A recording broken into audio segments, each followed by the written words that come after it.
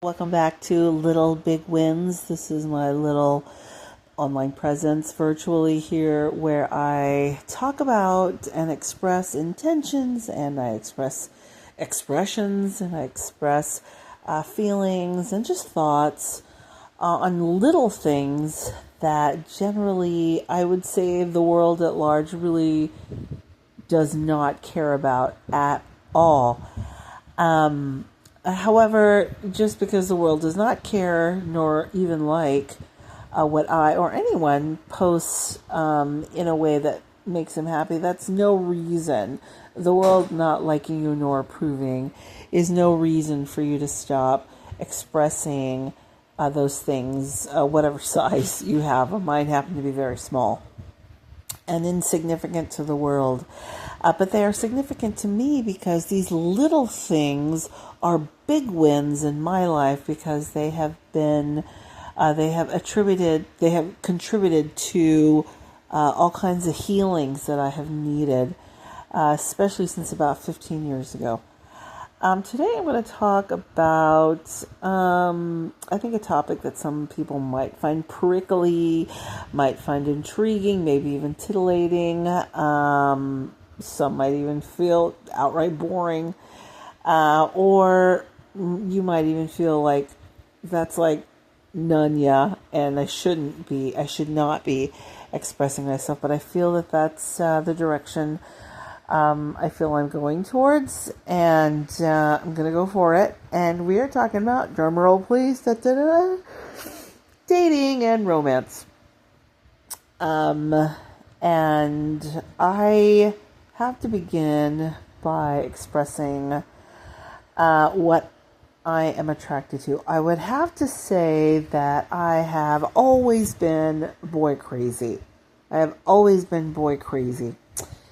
And although I have a personality that can be really independent and aloof at times, not in a snobby, arrogant way, but just really kind of involved in my own, that I'm not super aware outside of that moment's myopic vibe, that I'm trying to focus on something, trying to get something done, trying to move from A to B, try to complete or accomplish a task, and whatnot. But even though I have that independent streak about me, I am still extremely dependent on and enjoy. I really enjoy. I truly do enjoy the attractions of males towards me, and when I am attracted back, I tend to revel in that. Absolutely. So anyway, I've always been boy crazy, and so I'm going to try to break down a few habits that I've had that have maybe saved me, but on the other hand have also ended opportunities for me in that sphere. I do want to start out saying that I'm boy crazy. I've known I was boy crazy ever since I was, I think, even before one, because I have a memory of when I was a young baby, even just glimpses, really. And just attracted to, I was just always boy crazy. Number two, part two of this expression here on this podcast is that I am very attracted to very tall and very good looking men. We're going to talk later about their attitudes. Are they jerks or are they nice or whatever it is? They're kind of their internal, they're what they are personality wise and behavior wise. That's something else. But I want to kick off by talking about their exterior, and that aspect of mine is still important. And call me shallow all the day long. At least I'm owning that I have that particular shallow streak. I love men that are I'm attracted more immediately to men who are good looking or have the potential of being good looking. When I say potential of being good looking, it's maybe they're not necessarily with employment that's helping them be lucrative in the bank account. So that go-getterism, which is typically very male for me, in my eyes and my perspective, if that's gone, I'm not as attracted. I'm not saying I'm attracted to money. I'm actually just attracted to men who go out and hunt. Just men who are hunters. And I prefer men who are heterosexual, straight up heterosexual. So I'm a straight woman who is solely attracted to straight men. I have had bisexual men lie to me and say, "Oh yeah, I'm straight," and I just had to drop it because I'm not the one able to be patient with that. I'm being as honest as I possibly can. But someone else could love them. Maybe a man, maybe a woman, maybe both. I don't know. But I'm not someone who wants to deal with their particular dualities in that. I'm really solely attracted strictly to straight men. Just as a straight woman, that's what I am. Well, anyway, so there's that beauty aspect to it. They don't necessarily have to be an Adonis. They just as long as they're far taller than me, and there is a comeliness about their face and, of course, their body. I'm not super attracted. Anyway, so there's a particular type of fitness, at least to some degree, on their body, which is ironic because I have been overweight for over a decade now. But still shapely, and I still get asked out, so I don't try as hard. Well, anyway, so there's that part too. Men that are tall and good looking. And I think number 3 here, I would like to maybe talk about the location of why I look at those attributes as important, along with the attribute of being a hunter who goes out and makes a kill and brings that home to feed his or her family, and does so successfully.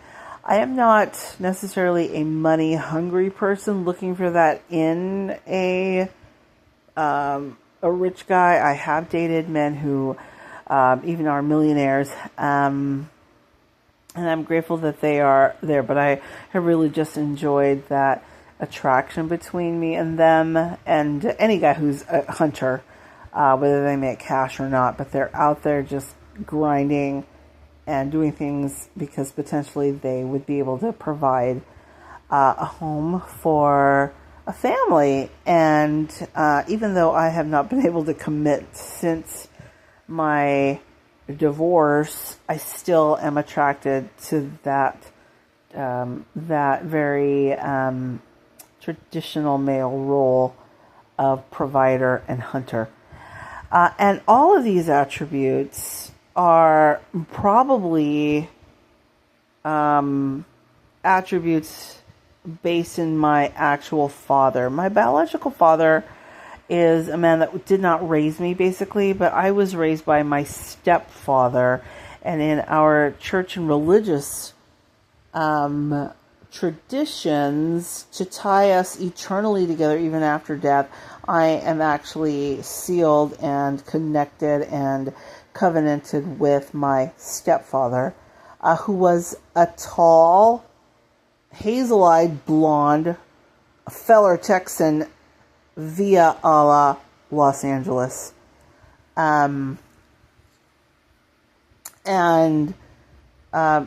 So you cannot tell me that did not have an impact on what I was attracted to. A hunter. He did very well for himself financially and really took care of us and, of course, my mom's extended family as well. Anyway, I have attractions to tall men, handsome men, and men who are able to show that they can physically, financially provide. Having said that, though, I'm not interested in men who are taken. I mean, I'm glad I was brought up that way, and I am also glad for the gift of the Holy Ghost, that helps me to just stay away from men who are taken. I'm not really into men who are taken, even if they have all these attributes to them that I like: tall, handsome, a provider, physical provider.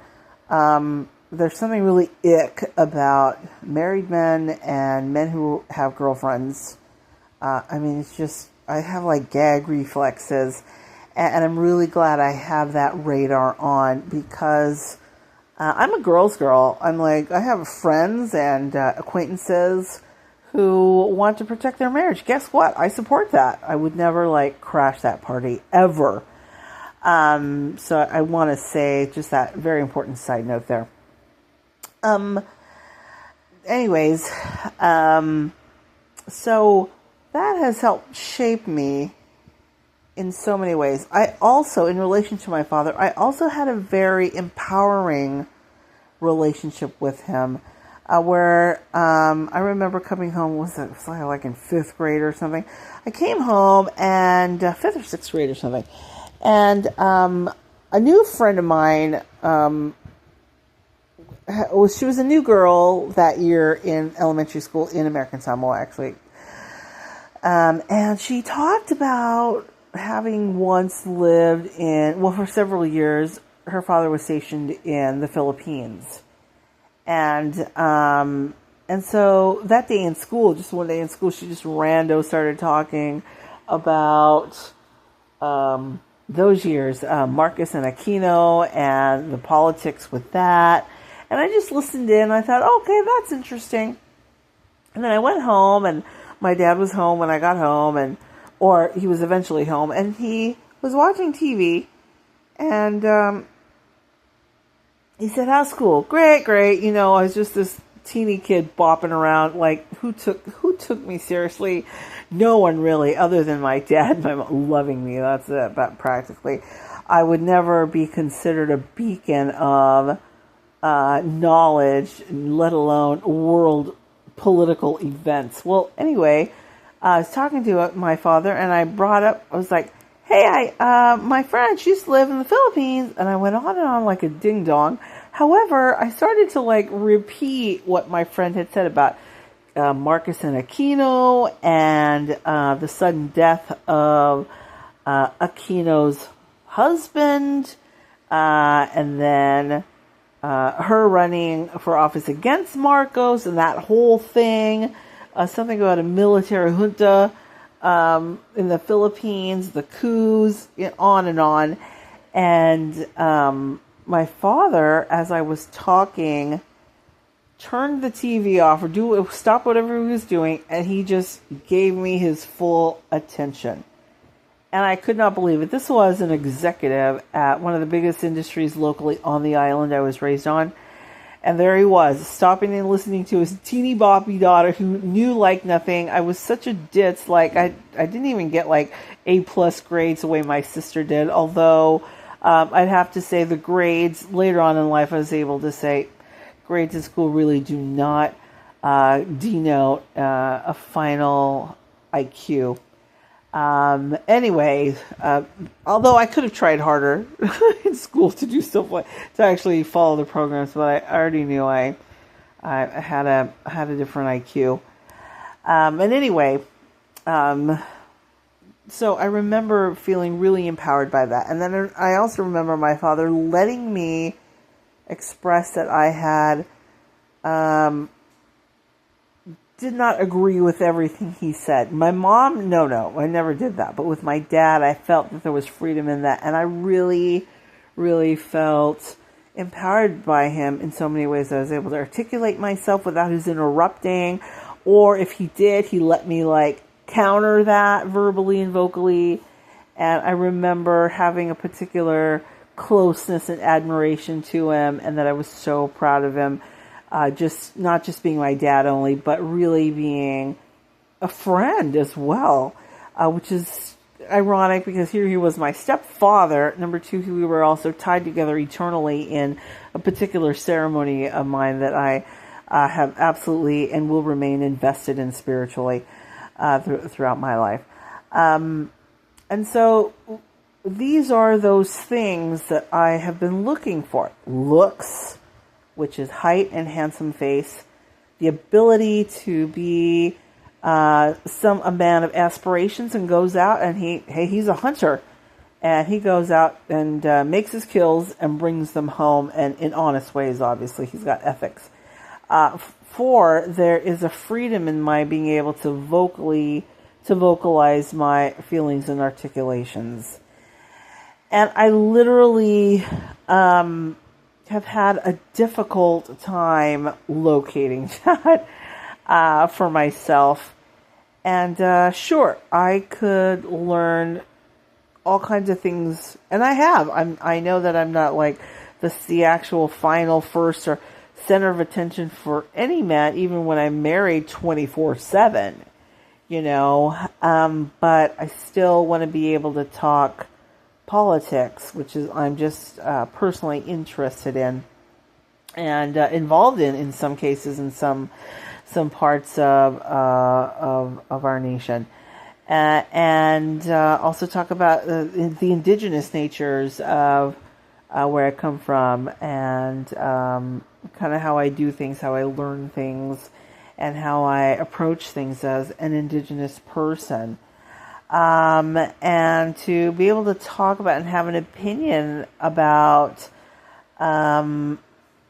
whatever social life in church, at work, in the community, what have you.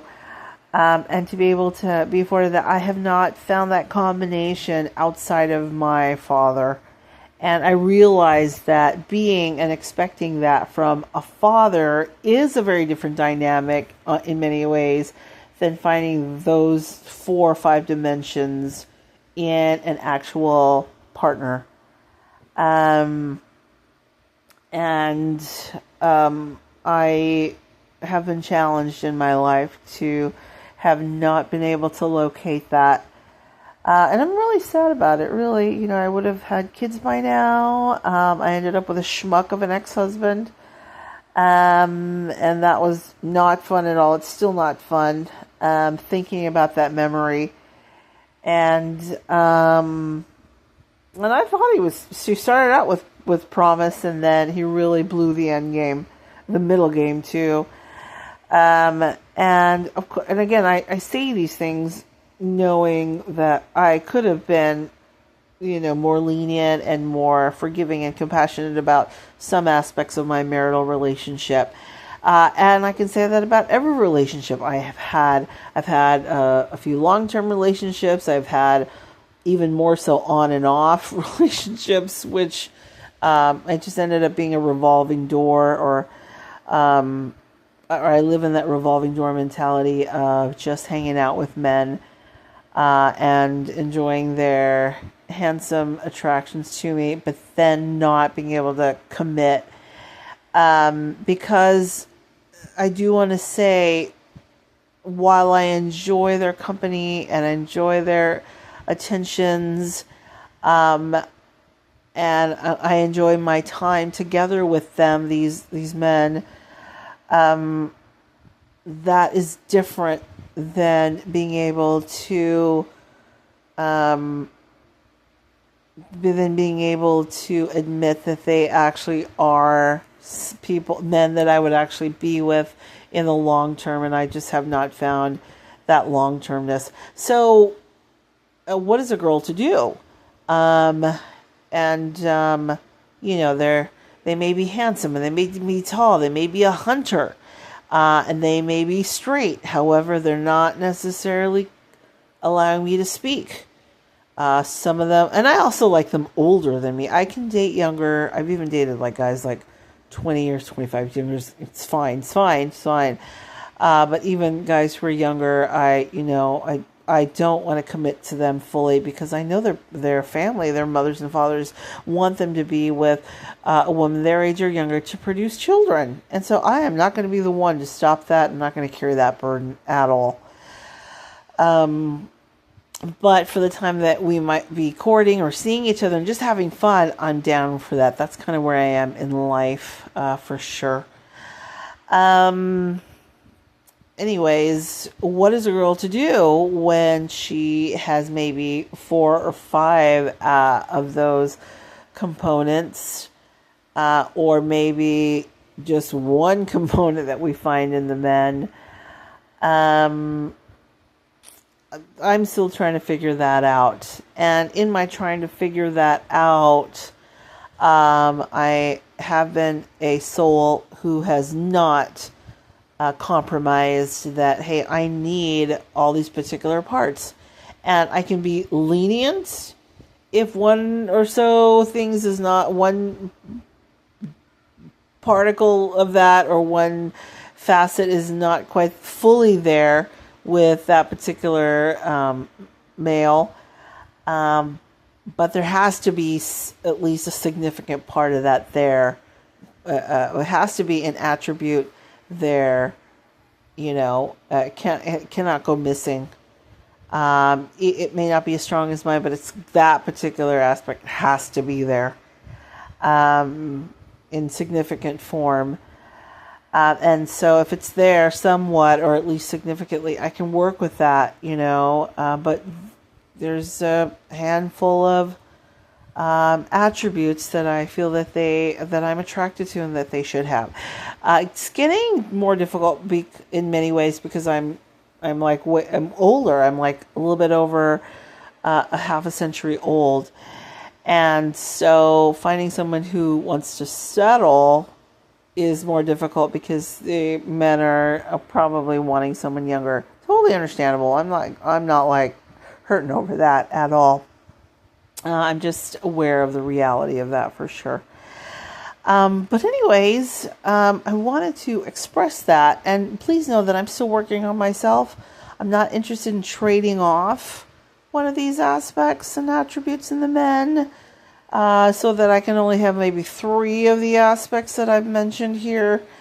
But I am willing to work with them if they have significant enough of each aspect that I would like. It's also really important to me that they are active members of the same church that I belong to. I have found that dating them within the last several years is a lot nicer, and there is a spiritual awareness of the same precepts taught to them as the same precepts taught to me every Sunday, no matter where they are from in the world. And then we could have, again, that work towards that. And to be conservative about it, there are plenty of men in the church and the religion I belong to who are not, they lean more left, but I'm more conservative. I am looking for someone who is conservative. But if they have like a significant amount of that conservativeness, sure, that's something I could work with. Absolutely. But what is the point of me listing out these things that are important? Why? It's because saying these things and vocalizing them helps me articulate, hey, this is really what I'm feeling. And I'm putting it out in the world, not for the world to approve of it, but for me to feel like I'm expressing something. It's not a big deal to the world, but it's a big deal to me because talking about it and recording it and making a little podcast of it actually helps me towards healing. And also it's a way for me to kind of step outside myself and look at myself in the form of this podcast.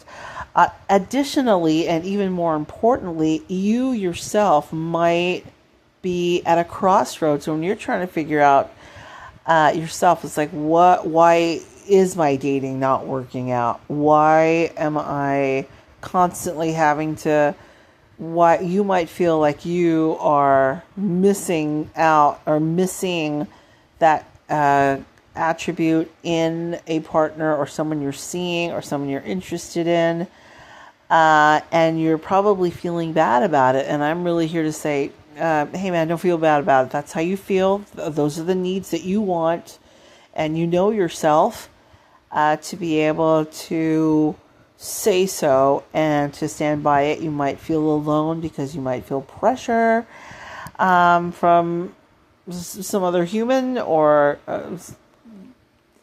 that pressure might lead you to take a leap of the wrong type of faith and end up with that particular person that you might be with, might be looking at, though you already know maybe deep in your heart that that is not quite what you want.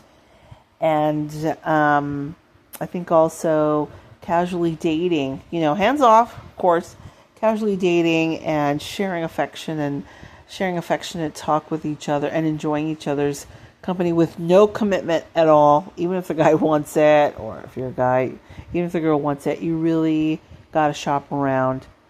Anyway, so this is part 1 of Lovey Dovey, and thanks so much for joining me here on Little Big Wins. I appreciate it, and hope to have you join us next time.